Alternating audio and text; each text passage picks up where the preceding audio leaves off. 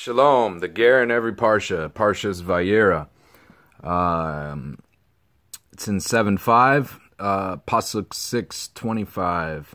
Elazar, son of Aharon, took for himself from the daughters of Putiel as a wife, and she bore to him Pinchas. And these were the leaders of the fathers of the Levites according to their families. So we're given in this parsha a little bit of a genealogy of Moshe's older brother. And one of his sons, Elazar, marries a daughter of Putiel. Who's Putiel? Putiel is one of the 10 names of Yitro.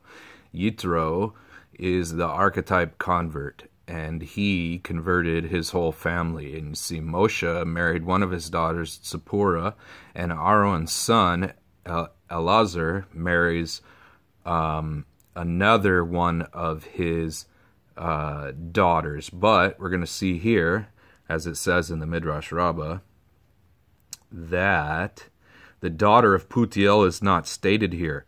It's not said Bas Putiel, but rather it's said Miknois Putiel. Niknas came out. The daughter of Putiel is not stated here, but from the daughters of Putiel in the plural. I'm sorry, it's Mibnois, Benois, daughters. And the reason for this is that Elazar's wife descended from two families that are called Putiel. She descended from the tribe of Yosef, who struggled pit with his desires and overcame them in the story of Potiphar's wife. And she descended on the other side of her family from Yitro, who used to fatten petiim, calves, for idol worship.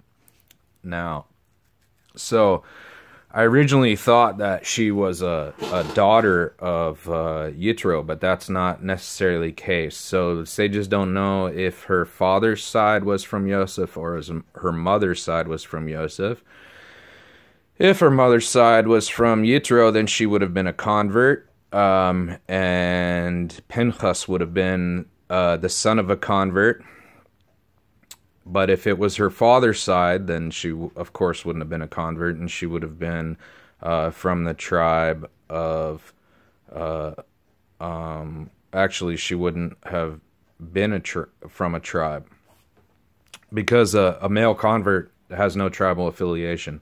A female convert has no tribal affiliation until she gets married, and once she gets married, she has a tribal affiliation. But a male, even after he gets married, he has no tribal affiliation because that runs through the male line.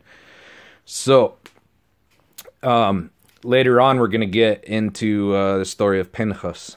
Pinchas was a great man, big tzaddik, and he did an interesting thing that saved a lot of Jews. And after he did that, they ridiculed him. And one of the things that they ridiculed him with is that they said he was the descendant of an idol worshiper, used to fatten calves for idol worship.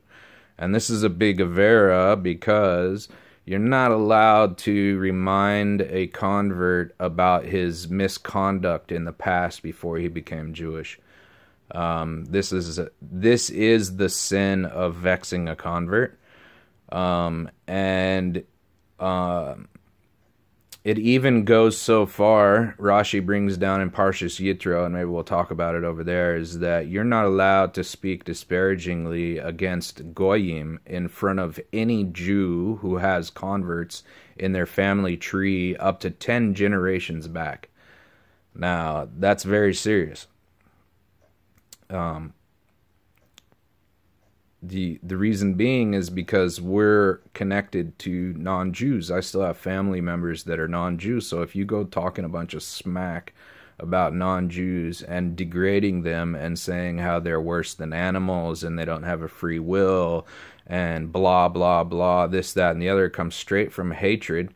And you can see right through it. And not only that, it's hurtful. It's hurtful to people like me who actually care about Goyim and actually love Goyim, because my daughter is a Goya. So, it's natural for me. It might not be natural for you, but it's natural for me. And you need to be sensitive to it. And that's what the Torah says, period. So, Pinchas, big tzaddik, and later on he gets ridiculed for being the descendant of a convert. And we're going to see this kind of pride, tribal pride, rears its head a lot in history, and we're going to see it over and over again. But this is the connection to the Ger in this week's Parsha Vayera. Thanks for listening.